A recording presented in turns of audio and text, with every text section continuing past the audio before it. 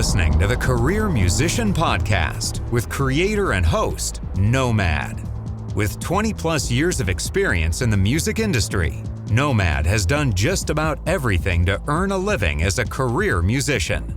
From being music director to celebrity artists, playing iconic arenas and stadiums, composing for film and TV, and even playing your average local club gigs, he's done it all. Nomad's mission is to empower musicians across the globe with strategies for a sustainable career while blasting stereotypes, and to bring you tried and true wisdom from his colleagues in this crazy business we call music. On this episode of the Career Musician Podcast, I am pleased to bring you the queen of jazz funk herself, Miss Maysa Leak. She is an amazing, talented singer, songwriter, Grammy-nominated, and Soul Train award-winning artist. Starting off singing with Stevie Wonder, then becoming the lead singer for Incognito, the British funk band, and then becoming her own artist. Now Maysa is also a record label owner. That's right, she owns her own label, and she is quite the entrepreneur, artist, musician, singer, an amazingly beautiful human being.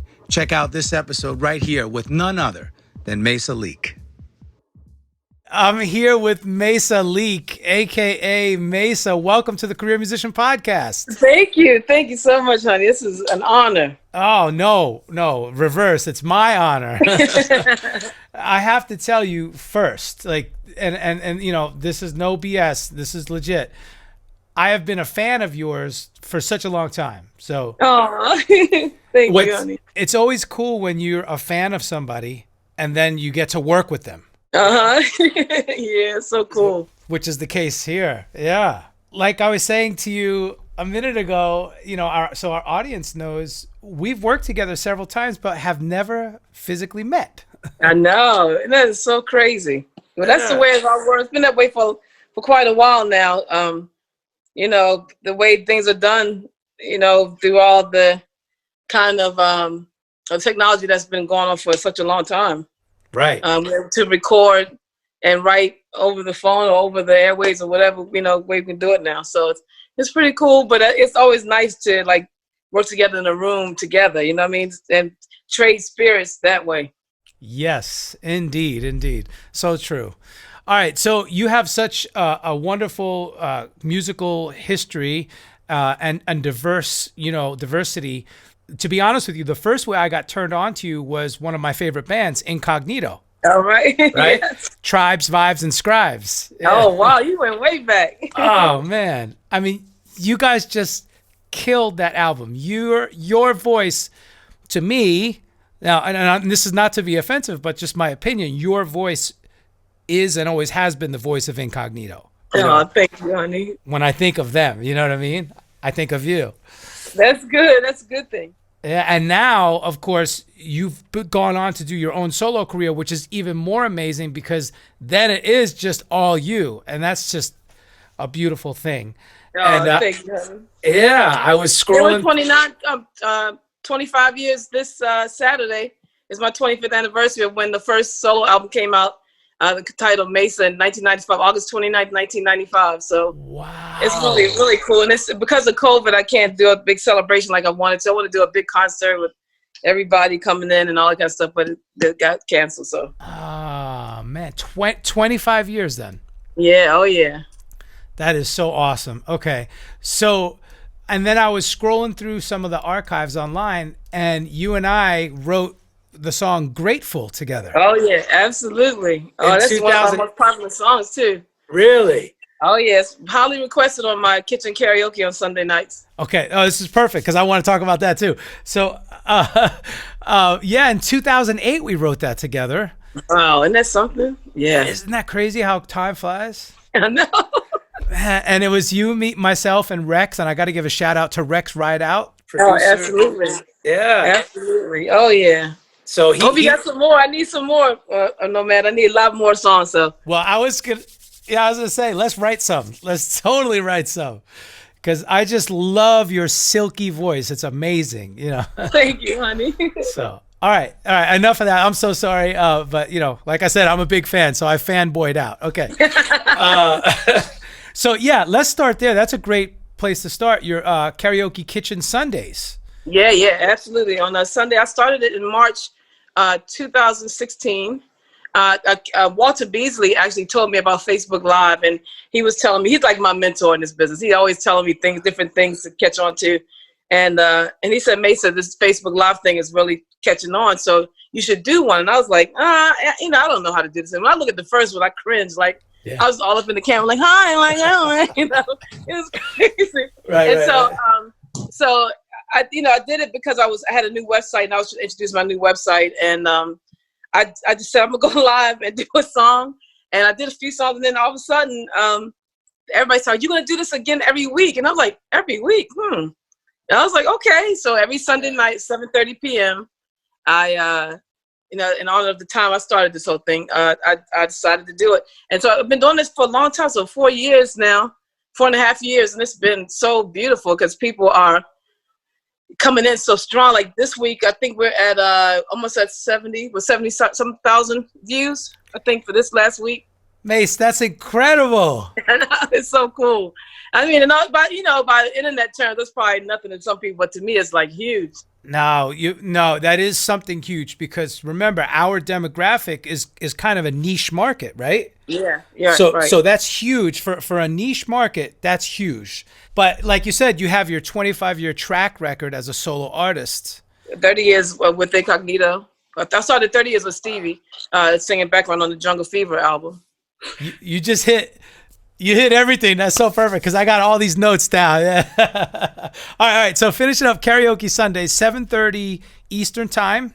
Right. And you can catch it on Facebook. Do you populate that over to YouTube as well, or is it just Facebook? I've started to upload something to YouTube. I got to do the YouTube live, so I have to get more people to join my Blue Velvet Soul Records page, so that when I get to 1,000 people, I can do stuff live from there too. So. As soon as I get to 1,000 subscribers, I'm going to do a YouTube live at the same time as Facebook Live. Okay, so your YouTube page is Blue Velvet Soul Blue Velvet Soul Records, yeah. Okay, got it. Perfect. So that's noted. All right, so here's the cool thing about what you did, and I love the fact that you mentioned Walter Beasley as your mentor. You were doing this in 2016, way before the pandemic. And obviously now since March, everybody's jumping on this bandwagon, so to speak. But I want to point that out. As a career musician, you took initiative. You did something that you weren't really maybe familiar with, maybe a little uncomfortable at first. Right. And you just owned it. So that's huge. Oh, thank you, honey. Yeah. I tried to, I embraced it because it was just, a lot of my peers were saying, oh, you're ruining your career by doing that. That's not a good idea. And I'm like, no, actually my shows are sold out now because of karaoke. It's a big deal because people, once they really want to see it. So they want to, a lot of people want to come to my house and be in the kitchen with me. And I can't do that, but I can see you at the shows and stuff. And I even had plans for that. I have plans to take this on the road kind of thing. So that people can or get a place where people can come to so that they can be in my kitchen in a sense too. So, it's just I'm really working on all those ideas, but it's so beautiful that people want to come because, they will see my family and friends come over. I have guest artists sometimes come over and I cook for them and, we have a lot of big dinners and all that kind of stuff. And then we sing and have a good time. It's it's an old school kind of party, Man, that is so cool. And I checked out a couple of them online. It's pretty long. How long do you typically go for? Yeah, man. The first ones were half an hour. Now they're 2 hours, 2.5. Yeah. You know what? At some point, when I'm on the East Coast, I got to come to one. Yes, please do. Because, I love cooking. Oh, that's awesome. You can be my special. I'm telling you, I love every time my special guest always cooks spinach or something. So I want you to come. People who I would love to have somebody who really knows how to cook to come in. I even spoke with Jonathan Butler. Jonathan Butler and I supposed to do a challenge online. I love that. I love Jonathan, man. Yeah, oh yeah. So we're gonna do some stuff soon. I think, but that I would love if you come to cook. That would be so fun. Oh my gosh, so, we could play our songs and all that. Yeah, my father's from Cuba, so that's one of my specialties is Cuban food. Oh wow, I gotta cook some nice Cuban food for you. Yeah. But yes, that would be hot. Hopefully, we'll turn this into some kind of television show. Like I'm just trying to keep pushing it, keep praying that, and try to get the right connections to make this thing a little bit bigger than it is, you know. There you go. There you go. You speaking it. I'm agreeing with you. That's amazing. Okay. Wow. That's such a cool branding thing that you have going on. All right. So yes, all the more power to that. Let's zoom back real quick to a little bit about your history. You gave it away. You mentioned Stevie Wonder. So you started as a background singer with Stevie after college, right? Yeah, sure did. When I graduated, well, I had 1 year left at Morgan State University. Okay. He came to sing with the choir for Martin Luther King celebration that we did every year. So every year he would come do this Martin Luther King birthday celebration. And so when he was there, my best friend already started working for him like probably a year or two before. And he was looking for an alto voice, so she asked him, because she wanted me to move to California too, so she asked him, could I audition? And I passed my audition, which was, that audition was something else. I was like, I'm getting ready to graduate from college, but I feel like I'm getting ready to start all over again. But it was like, oh my God, what kind of he was playing, the Phrygian scales, Mixolydian scale, like he was just doing all kinds of stuff. And I had to do counterpoint. It was like, what in the world? Wow. And, but it's stuff I was learning in school, but it was just hard. It was harder because, it was just hard. And I was nervous. And the Stevie Wonder, and you don't know. I mean, the man's ear is incredible. Like, you don't want to make any mistakes and all that kind of stuff. So after I passed the audition, I asked him if I could finish this last year of school and give my parents my degree so that I can feel good about going to California and just starting my life. And he thought it was a cool idea. So a year later, I literally called him like as soon as I was graduating. And I was like, Steve, can I please, do you have any work for me now? Because I'm finished school. And he said, yeah, I'm working on the Spike Lee Jungle Fever project. And so that's what I did, my first gig. It was just an absolutely amazing time. Of course, the music is always timeless and fantastic. And so it was an honor to start out my career like that. It was crazy. That's awesome. Now, was that around the same time as things were brewing over with Incognito over in London? Or so to make a long story short, when I was out there in California, Stevie had prepared for a Brazilian tour, and he used the older, of course, more older, experienced people who have been with him for a while, I should say. Right. And not older, but in a sense of age, but older that they've been there for a minute. And he used them to go on the Brazilian tour, and I wasn't invited, and I was so hurt. But I had to get some work, so I worked. I worked at the Warehouse Music Store in LA, in North Hollywood. I worked at the Make Company. I taught voice. I managed a girl group. I did everything I could to survive, and that was not that long. Because I guess when I stopped working with him, it was probably September. And then, and I worked, and I was doing some, Bridget Bryant, singer Bridget Bryant, she called me one day and said her friend Steve Harvey, a drummer from Scotland, needed a jazz singer for this track. She thought I would fit really well with it. So I went and met Steve Harvey, and then I worked with him for a while. He called me one day. He said, Maysa, my best friend in London is looking for a new American singer for his band. Are you interested? And I was like, yeah. I mean, I never even heard of Incognito, so I didn't know what. So I went to the music store one day and I looked up Incognito, and Jocelyn Brown, I saw Always There. And I was like, oh, well, I like this. So this is Bob. This is who they are. I didn't know who they were, but I just thought, moving to London, that's crazy. I would love to do that, Yeah. So after listening to their music and stuff and realizing who they were and stuff, I was really excited. And then one day, Bluey called me on the phone. I was working at the Make Company, and I came home sick early because I was, what the feeling was. So he called me and he said, I've been trying to call you and I want to know if you are ready to come to London for your audition. And I was like, yeah. He said, so we were just talking and having a conversation about music. And I told him I love jazz funk, and I didn't know they were a jazz funk band. So he was happy about that. And then we had a long discussion about music. He asked me to sing Don't You Worry About a Thing. And he said, well, can you sing it again and change the key and sing it again? And I did. And he said, cool, my manager will call you next week and we'll schedule you. But the next morning, this was Saturday morning, I woke up to a phone call, and the guy said, Stephen King, his name was, he said, Maysa, I don't know what you sang to Bluey last night, but he's losing it. You got the gig, so we're going to bring you over in the next week or two. And I was like, what, next week or two? Like, I had a whole apartment in LA I had to, clear out, but I went for it. I got a round trip ticket, and I just went to London. Wow. Okay, so tell us about that. So you got rid of your apartment? Yeah, I got rid of my apartment within a week and a half. I packed everything up, and I sent a UPS home to Baltimore to my parents, and I left. But I still had, when I got, so the craziness is that I got to LAX, and I had like 4 suitcases full of stuff. I didn't know how to pack. I didn't know where I was going or where I was going to live. I didn't know anything. So I just packed a whole bunch of stuff. Like, I packed food. I didn't know what was going on. Yeah. Sounds like my first trip. I get it. Yeah. So, because I didn't know what I was going to eat over there. I didn't want to be hungry. I was like, oh my gosh. Right. And I didn't have any money because I spent all my money packing up. And then I got to the airport. I had $203. And they charged me $200 for the extra baggage. So when I got to London, and I got to customs, and they started asking me a million questions. And one of the questions was, do you have any money? And I was like, I don't have any money right now. I was a kid, 24 years old. Yeah. And I said, I don't have any money right now, but a man named Bluey said he's going to give me some when I get here. And they were like, huh?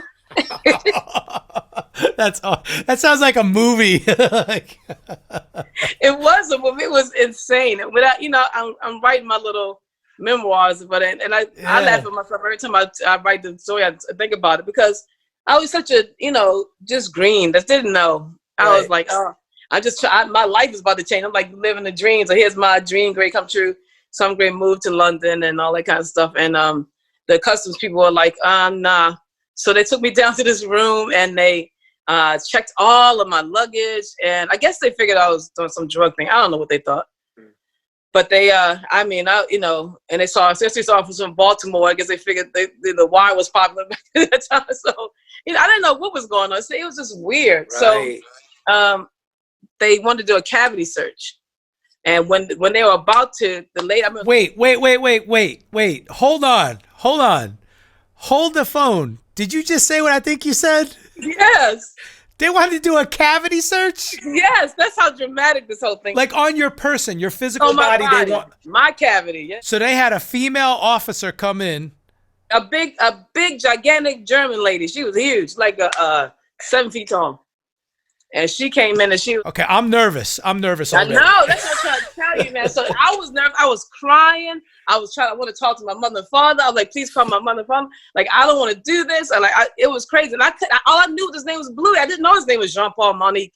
I didn't know anything about him. So I just said Bluey. And they was like, well, that's not a real name. We need his full name. I was like, I don't know who he is. So I was taking so long. It was hours.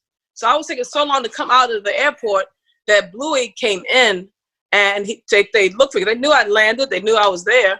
So they called the people and they brought him in. And when she put her glove on, right, and she was trying to get me. She put her glove on? Did she do like the little snap? Like she puts it on and goes. She did a snap thing. Oh, come on. I'm not lying. She did the snap. She did like, whoop, like this thing, like, snapped it on. And I lost it. I was like, no. I was hollering, crying, like, dude. And then somebody opened the door and said, oh, we found Bluey. Just in time. And I just fell to the floor. I was just slink down like on the movies. Yeah. I was done. Like my whole body was just like done. Because I was so tense and scared. And like, I'm not taking my clothes off, but they're going to take me to jail. They're going to send me back to America. They were like, you're not coming into our country. You don't have any money. You don't know who you're coming to see.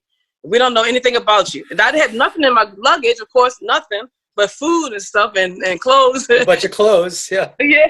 So, but they got it together. That's a great story. You have to put that in your memoirs at some point, man. I mean, come on. I am. All right, that's just amazing. Okay, this is a perfect segue. One of the questions that I like to ask my guests is, especially those of us who've had experience with touring. What are some of the tour essentials that you've come to, you're like, hey, when I go on tour, I need to do X, Y, Z, whether it's packing techniques, whether it's little pieces of gear or peripheral items that you need. How do you prepare for that? Well, I enjoy packing. So I get everything more. I overpack. I'm an overpacker. And I get, everything I need for any emergencies. If I can't get back home or something like that, I kind of pack for that. But the only thing I do that like my little ritual I do every time I have this little bag of, it's like I call it a spiritual travel bag. It's like my guardian angel bag. So if I literally have come back home, I've missed a flight to come back home and get that bag. I really have, because it's really important for me when I get on planes and all that kind of stuff and travel a lot, that I have this bag with me. And it's like little angels, and it's like some cards with, Jesus loves me and you are protected, and all these things are in it. Yeah. And all these little dolls that have like, some kind of meaning and all that. So that's been all over the world. It's literally been all over the world with me. And so that bag is really important. So I make sure I take that with me. And when I travel, I'm really cool with stuff. I don't, I'm not a person, like, I don't ask for special things on, stage and stuff, like on the dressing room or none of that stuff. I'm not, I'm like, the general basic stuff is cool. I just want to sing to people. I want to go to work. And, I miss it so badly. It's like, I want to hug people. I want to talk to people. I want to, interact on stage. I want to hear the laughter. I want to hear the, clapping. I want to hear all these things I want to hear. I want to make people happy. And I want those, it may be a little selfish too. Of course, I know we can't right now, and I know that the world is in a little crazy place, but I'm just looking forward to that day. Yeah, absolutely. I agree. I couldn't agree more. But again, the cool thing is you're doing this karaoke Sunday, which keeps you connected with your fans. Oh yeah, absolutely. So that's so important. It's so dope that you're doing that. It really is. It really is important right now. And it's been amazing. And because everybody's locked up, we're all going stir crazy. So you're giving the listeners a great outlet, Yeah. It's and I'm really gonna do more. I'm gonna do more because I just did a jazz festival. Sorry, but that's my ring. Oh. I just did a jazz festival, a virtual jazz festival where the what do you call it? The Parks and Recreational in DC. Oh yeah. They usually have a festival every year, but what they did is they decided to have it virtually. So we had a big stage called the Echo Stage in DC, and so all the artists come in, bring your band, everybody social distance, and they had a skeleton crew. It was really fantastic, all the lighting, and so we had so much fun. We actually did our show. We were together again after 5 months, and we did our show. And we thought we were going to miss the audience, but we were having so much fun. It's kind of like it was almost like the audience there. It didn't, it's so weird. We didn't. Have a hard time with that part, but we wanted an audience, but it was fun. It was a little fun. That's so awesome. So and here's the crazy part. We've worked together in the studio a bunch, not physically, like you said, via correspondence. I was working with Rex in the studios here in LA, or you were singing wherever you were. And then we've actually done gigs together. Well, we've been on the same bill, in other words. Right. Because, I was with Babyface for 12 years. Really? Wow. So, I remember seeing a couple times. Yeah, I was his guitar player and then his MD for like the past 10 years. It was crazy. Wow. So I remember seeing your name a couple times, and I was like, how do I see Maysa? But it never worked out. Like, you were always the day before us or the day after us. You know what I'm saying? We always literally would just cross in the night, like just miss each other. But that big park, the Pavilion in DC, what's that called? Where everybody plays? Merriweather Post Pavilion. Merriweather Post Pavilion, yes. Oh, yeah. You know how many times I've played there? And then I always think of you because I know you've played there a bunch of times too. Yeah, I live not too far from there, yeah. Oh, that's cool. That's so awesome. Okay, so, wow. So this Jazz Fest online, was that the one that happens at Merriweather, or was it a different one? No, this is in DC on the stage. It's an Echo. It's usually, I'm not sure where it is. I think it's DuPont. It's called a DuPont. Okay. DuPont's Jazz Festival, I think it's called. Gotcha. And so I'm going to start posting about this soon. But it's because it's coming out September 5th. And everybody did their own show. There was only one band. I think everybody, there's probably 2 bands a day they recorded. And so, your band comes in at a certain time, then you leave at a certain time, then the next band comes in. They were really, really strict about, the whole guidelines so that nobody would get, sick. Yeah. Oh, that's good. That's awesome. That's awesome. So talk about your band. Who's been in your band over the past few years? My band, I started out with the guys from the group Spur of the Moment. I started out with a group called Granger Brothers, Gary and Greg Granger. I know those cats. When I first started out, yeah. And then I moved on with Wayne Bruce and Spur of the Moment. And then I had some old friends from Philadelphia, Charles Baldwin, Richard Tucker, and Tim Hudson, who I used to play with when I sang with a singer named Liz Hogue back in the day. She had a song called Dream Lover out a long time ago, like back in the late 80s. And so that's how we met back then. So then fast forward to 11 years ago, maybe more. I was doing a gig and I needed them as an emergency. I had a gig in Philly and I had to use them as an emergency band, and they've just been my band ever since. So my whole crew, they're basically from Philly, a mixture of Philly and a little bit of DC, but mostly Philly. Mm-hmm. Nice. What's the instrumentation? Bass, drums, somebody have 2 keys, percussion, guitar. It's Richard Tucker on guitar. Nice. And who else? Of course, 2 or 3 vocals. I would say you do BGVs, right? Yeah. Uh-huh. Okay. So you're looking at like 7 to 8 to 9 people, including yourself? Oh, there's 10 of us on the road. A tour manager, tech manager. Nice. Yeah, so we've been rolling like that for a long time, but sometimes I cut it down to, as many as I can, 9 at the most. Sometimes I don't take my tech manager if they have that available sometimes, but I kind of like taking them on the way. But so I've been paying for 10 people to be on the road. It's expensive. Yeah. It does get expensive, I know. Wow, but that's awesome that you've been able to do it. Yeah. It's my love. I mean, I came from Incognito. Like, I don't have any choice. That sound is, and everything live is very important to me. I know a lot of my friends use technology of, using tracks and all that stuff. And one of my friends, he was adamant, you got to do that. It's better for your sound. It's easier, less people to pay. And then I went to his show, and one of the computer or whatever they were using, they were in the middle of the song and it skipped to a whole new song. Man, I was like, heck no, not me, baby. I can't handle that. No. Yeah, that's nuts. Mine has to be totally live. Hi, this is Maysa, and you're listening to The Career Musician with my friend Nomad. Binge previous seasons of the Career Musician Podcast and subscribe for all new episodes. Follow The Career Musician at Facebook, Instagram, and sign up for the Career Musician newsletter at thecareermusician.com.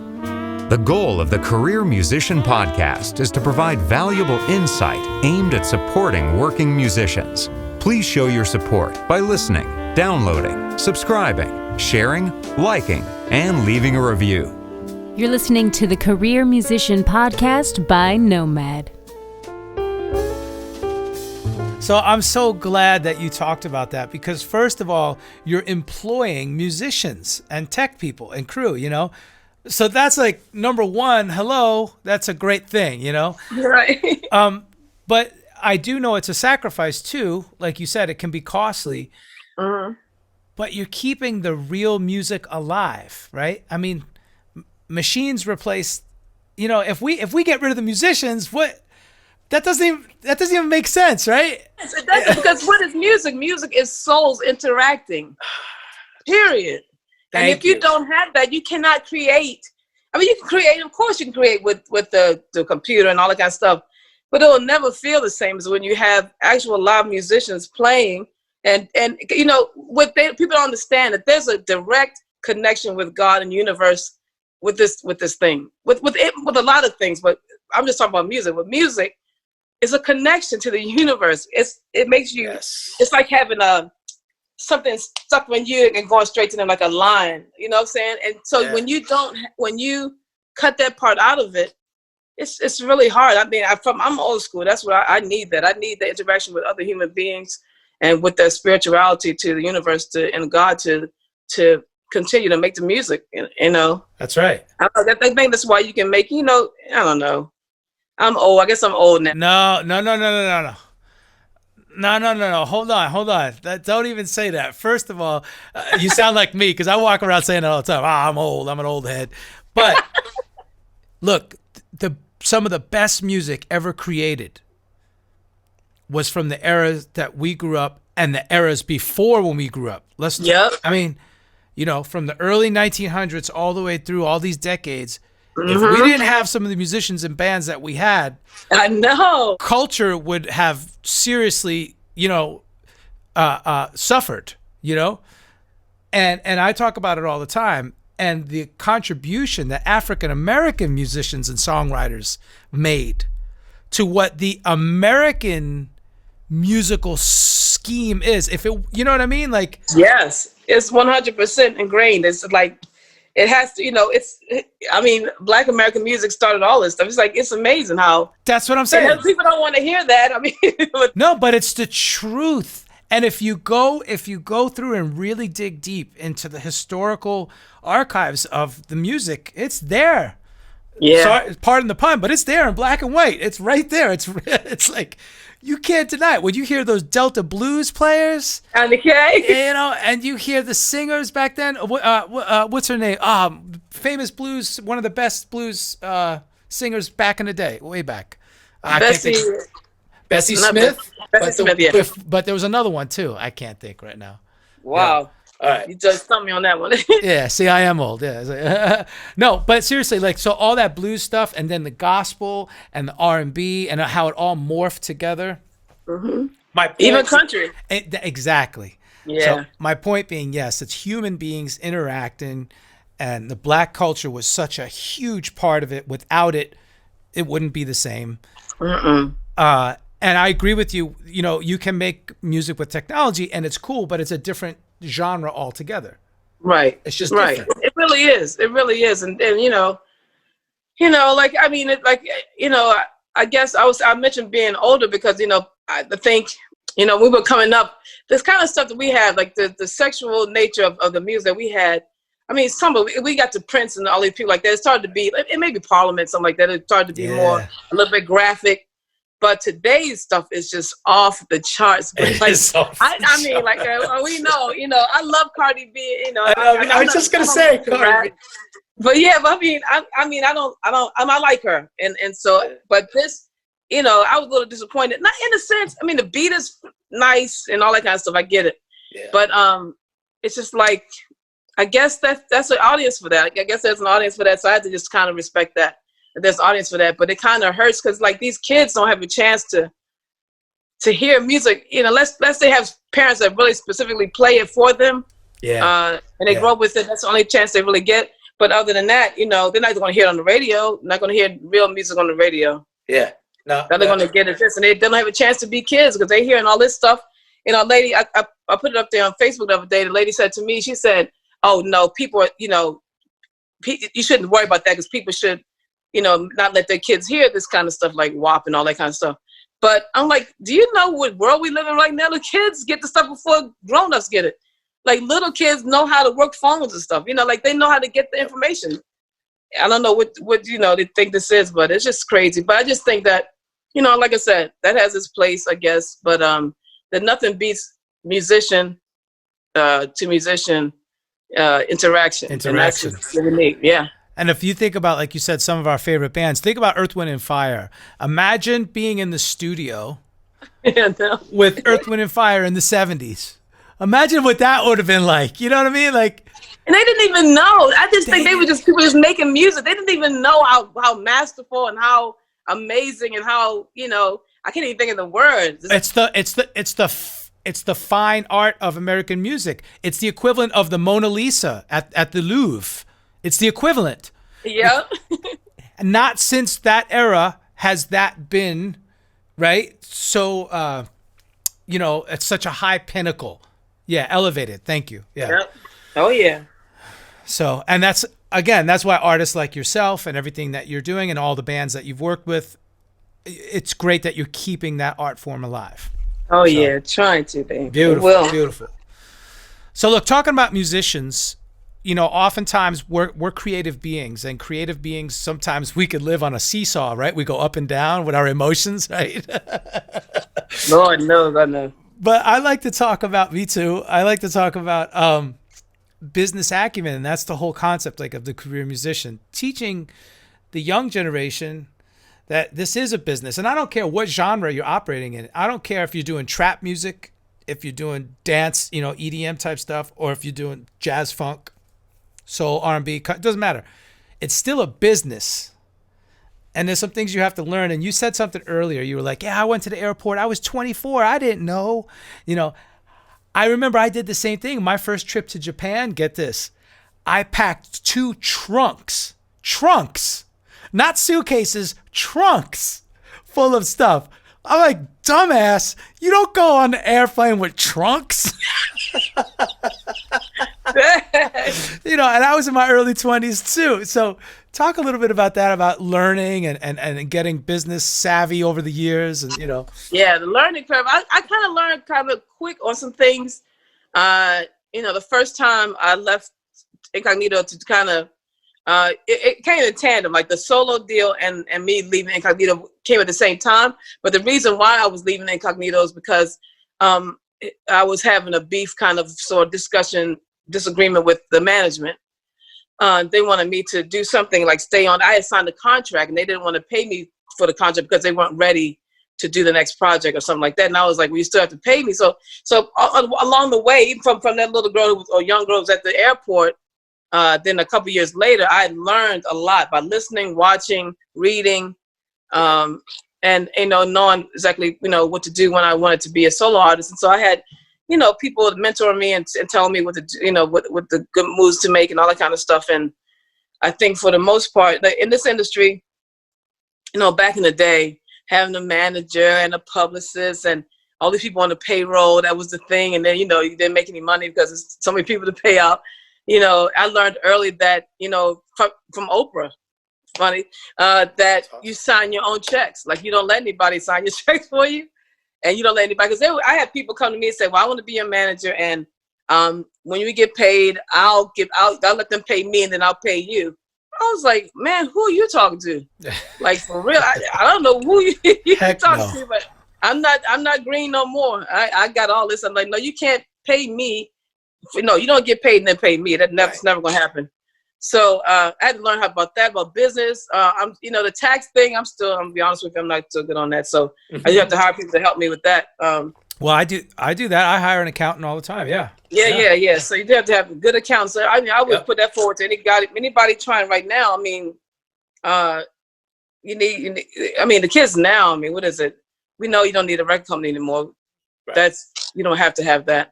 Having your own record company and owning your own masters. All those things we learned from Prince and other musicians who put that out there, it's really important.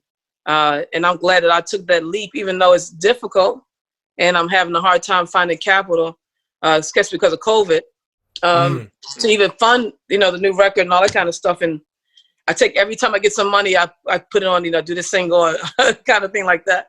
Right. And it's cool. But I think for the most part, having the social media presence, which is, I think, the number one thing at this point. And been making the great music, just trying to make great music, and then trying to get on social media and put it out there. Then maybe hiring somebody to help you. We still need radio people to help. Yep.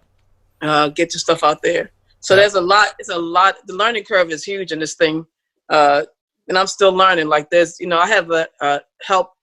A friend of mine named Tom Goldfogle, who. We started out like a management thing, and then we kind of eased onto it. Like he's like a mentor, kind of like or a consultant. And so he's teaching me how to, I just had to pay out my first royalties ever the other day. And I'm like, wait a minute. It wasn't nothing. It was like $1.25 to a company, so it was like, because I haven't made much money selling records yet, but it was interesting how you have to do this every quarter. You have to, because I'm used to getting royalties, not paying them out. So now I have to learn that.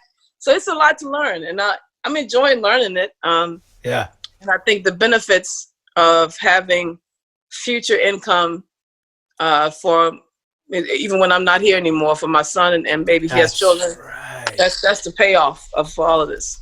So okay, so sorry, I'm gonna investigate some of these things because this is all great information. So you started your own record label? Yeah, I did. Started my own record label. I'm sorry, and you mentioned that earlier. What was the name of it again? Blue Velvet Soul Records.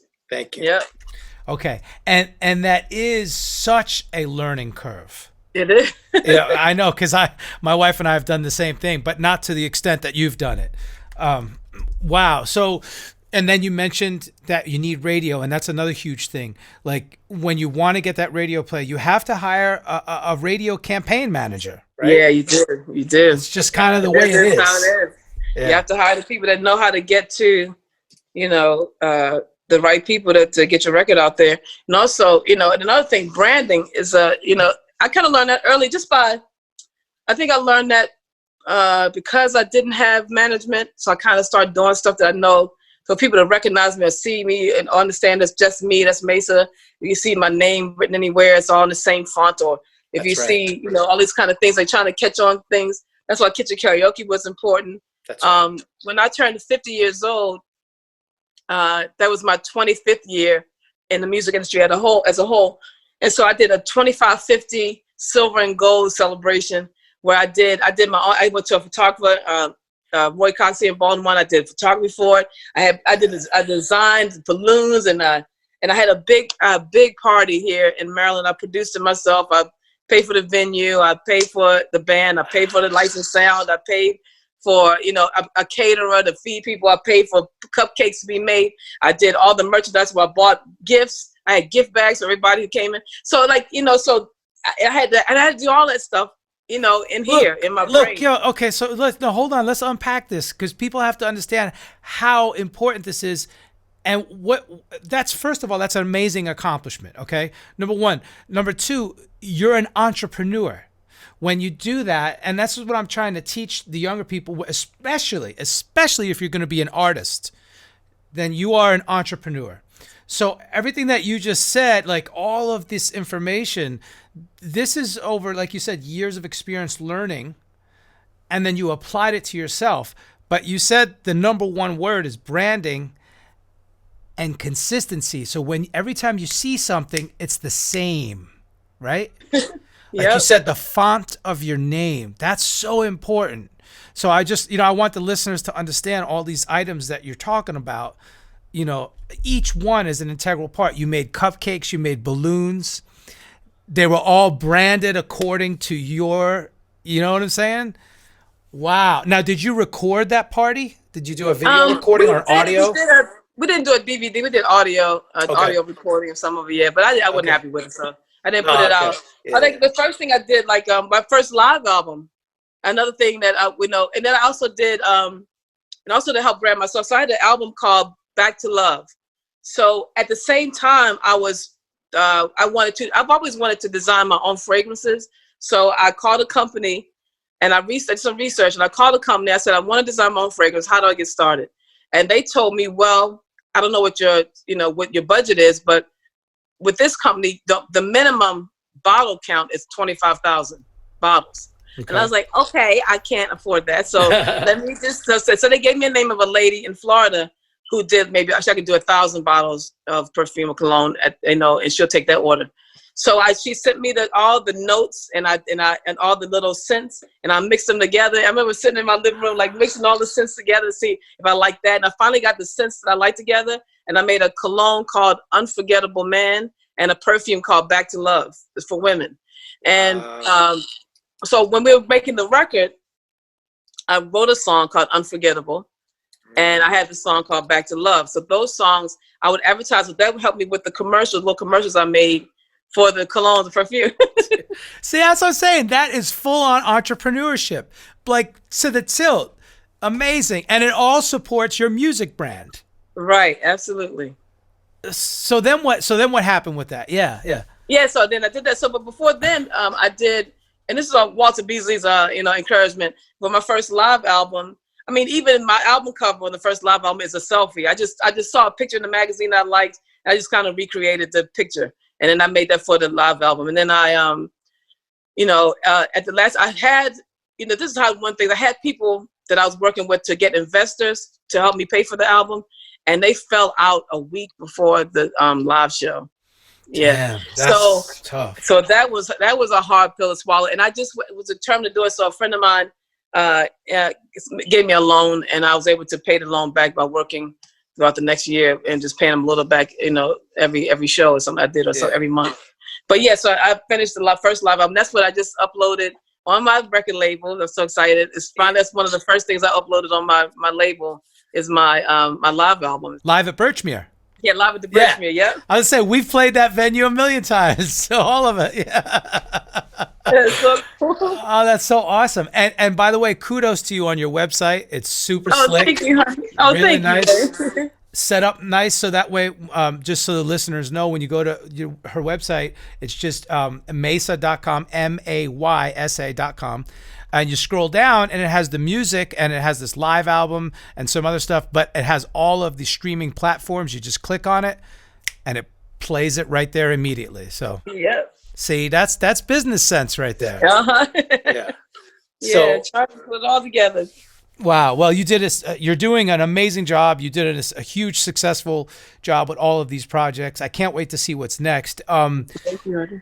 So you mentioned that you are working on an album currently, or 14th solo album. Wow. Yeah, it's called Music for Your Soul, and it's a mixture of spiritual, uplifting music, some dance, of course. But that's the theme.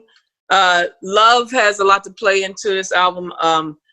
A positive slant. You know, I've sung the song "Deep Waters," which was a song that for a broken heart for many years.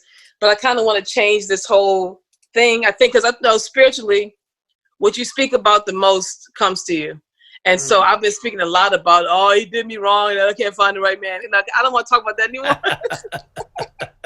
I want to talk about the man. Yeah, I want to talk about the man that's coming to me. That I think that might have something to do with why I've been single for a long time. So I'm going to talk about, you know, the good parts of love again, and how it feels to be in love and all that kind of stuff. And that's awesome. So that has something to do with the next album too. That's beautiful. All right. Well, and this is great. So this is a great segue. You've been sharing with us your principles and methods all along, and you just said it. You know, spiritually, what you focus on and what you talk about, that tends to come to you. You know, can you expound on that? It sounds like that's at the core of your values. Yeah, I've been a student of the law of attraction for a long time, and creative visualization, and those things, teachings. You know, from my most understanding of when the Bible says, you know, people say I'm not a Bible person, I'm not a church girl, but I know spiritually I was raised. My parents raised me to love God and to love people, and that's it. That's all you're supposed to do.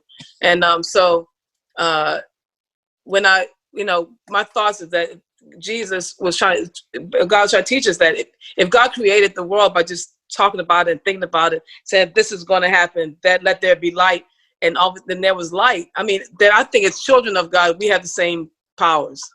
I think we can do the same thing. And so I noticed that when I got a real song called "Inside My Dream," and it was from my parents who are in heaven. They came to me in a dream. They told me to stop worrying about stuff. They wanted me to focus on the things that I wanted and the things that I needed to happen, and push out of my mind negativity, push out of my mind that doubt, push out of my mind that it's not going to happen, push out of my mind any kind of things like that. And so when I started doing that even more in my life, great things started happening. Like I got my first Grammy nomination, and all these things I always wanted, you know, started happening. You know, the record label is here now, the different things, you know, and nothing is without struggle, but you know, and I got the Soul Train Awards. I was just gonna say you got that Soul Train Award too. Yeah. The first Soul Train, the first award they gave for it's called, oh gosh, this went out of my brain. Oh, I just had it. I'll find it.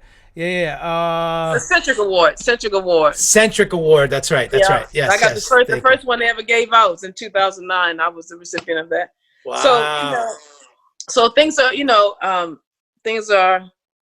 I just know that's the real deal. So I teach my son, I teach all the kids in my family to speak what you want and try to do your best to ignore and to keep out of your mind the things that you don't want. That's right. And I think it's an easier life. And I know I've gotten peace from it. You know, when I turned 50 years old, I decided I was going to be happy for the rest of my life. And seems like every day is getting better and better. Not without drama. There's some drama still, but I don't create drama. I don't bring drama. And so that's why I think it's the easiest way to have a life. It's not just drama. I can't do it. I just turned 48 a couple months ago, or back in June, and I think, well, no, I hit the same point. I'm like, you know what? The happiness is it's all here inside my head. It's inside me. I can decide. Yes. And the thing is, we have to decide every day. I know. Because like I said, especially as artists, we're susceptible to I feel like, and kind of like what you're talking about, and so cool, law of attraction and everything speaking. I feel like we're so susceptible to a spiritual level of stuff as artists. Oh, yeah. Oh, yeah. We're very open. Right? Because we have to connect with the muse all the time. If we don't connect with the muse, we can't be creative. Right. So that's our direct connect, and when you're open like that, I think we're vulnerable. Oh yeah, absolutely. Perhaps more so. That's how a lot of people get in. A lot of people who are not so good at heart, they know that's the way to get in. That's why they try to tell you. Like I got people who told me, my whole life, my whole career. Oh, if you only you were skinny, if only you were this size, if only you were lighter, if only you had this. They've told me that my whole life. So I think the way I survived so long in the music industry is because I was able to, I think part of me is being stubborn and saying like, I don't care what size I am, I'm going to sing and you can't stop me and people are still going to listen to me. And that was just always in my mind. Yes. And I think the other thing is that, and I never, like the kids come today, they think they got to do crazy stuff to be noticed in the industry. They got to show their behinds, or they got to get big behinds. They got to get all this kind of crazy stuff. They got to do these things. I feel so sorry for them. Like, that's not, you don't have to do that. Right. You don't have to do that. And I just think if I could teach that, I would love to talk to I would mentor anybody to come up to tell them, exactly. It's hard to get in this industry, but it's also easier today with the technology and with the way things are to get in it. So with true. all your morals intact and all your heart and your body and everything. You don't have to use your body for anything to get in the music industry, any kind of industry. So except for those industries that use your body. Right, right. Unless you're an athlete, that's different. We'll keep it nice and clean, PG. Yeah, clean. So those are the best words of wisdom. Thank you so much. Thank you, honey. That's so cool. I love to wrap up each episode with just like a list of rapid fire questions that are fun, lighthearted. Okay. All right. So you ready? Uh-huh. I don't want you to think about it. I just want you to blurt out the first thing. Okay. Oh gosh. All right. Your favorite food? Italian. Oh, favorite libation or drink? Favorite? Sparkling water. Sparkling water. Okay. Do you ever drink alcoholic beverages on occasion? Or no? Sometimes. If I do, it's Bailey's and cream, like Bailey's on ice with a lot of milk in it. That's my go-to. That's a nice sweet. It's like an iced hot chocolate. Yeah. Favorite sport, if you like to watch or play anything. Football. Nice. How do you spend your free time, assuming you have any? Okay.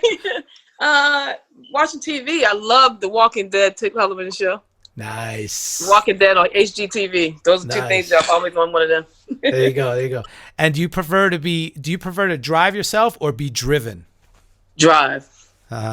What activities do you enjoy on those long flights? Sleeping. Yeah, see, I had a feeling. What's the last song, band, or artist that you listened to that you had nothing to do with, that you weren't involved with? A group called L.E. It's Eric Seats, a drummer named Eric Seats. I love Seats. Come on. Seats is awesome. Yeah. I got to get him on the show. Okay. L.E., they're fantastic. They're my new go-to that I love right now. Awesome. And I usually ask your favorite TV show, but you just said that, Walking Dead. Yep. Shopping, do you prefer online or brick and mortar? Brick and mortar all the time. Yeah, that's nice. And you've collaborated with so many great musicians and artists such as yourself included, but if you had a dream collaboration, who would it be? Ooh, dream collaboration. As an artist, I would love to sing a song with Shaka Khan. Shaka. Yeah, that would be great. That would be dope. Yeah. Yeah, I would love that. Wow, that's awesome. And finally, what would you do if you weren't a career musician? I'll be teaching elementary school or preschool. That's teach awesome. Little baby. Yeah, I love little baby kids, and so I would love to teach them with music, maybe. But if I had this ABC 1, 2, 3, I would love to teach that. That's amazing. Wow. Maysa, I am so grateful, so ecstatic that you are here with us. Yes. Thank you, honey. Thank you. And so all of your socials will be here in the episode. Everybody can find you at Maysa.com. And cool. You're on Instagram, you're on Facebook, you're on YouTube. Mm-hmm. And it's a link. All the links are on the website at the bottom. Yep. Beautiful. Well, thank you so much. Thank you, honey. And we'll see you soon. Okay, babe. Take it easy. The Career Musician Podcast is a member of the Pantheon Podcast Network, the first all-music-based podcast collective. For more info, visit pantheonpodcasts.com. In the music industry, there are so many avenues to travel. Join host Nomad as he dives into the crazy world of entertainment, going behind the scenes to gain insider knowledge of how to maintain a healthy career in the music business. Help us continue to provide you with new and engaging content by getting our ratings up. Please subscribe and leave a review on Apple Podcasts. If you've enjoyed today's interview, be sure to leave a review and subscribe to the Career Musician Podcast. I'm just a nomad, nowhere man, writing the songs in this one-man band. A nomad, yeah, I'm a nomad,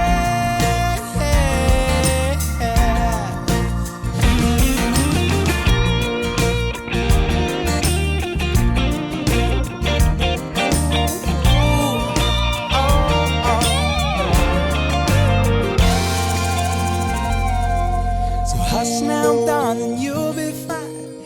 I'll be back this way. Hey, this is Nomad, host and creator of the Career Musician Podcast, and I am thoroughly stoked to be an official member of the Pantheon Podcast Network. Pantheon Podcast Network is the first of its kind as an all-music-based podcast collective. Please be sure to check us out at pantheonpodcast.com for more info.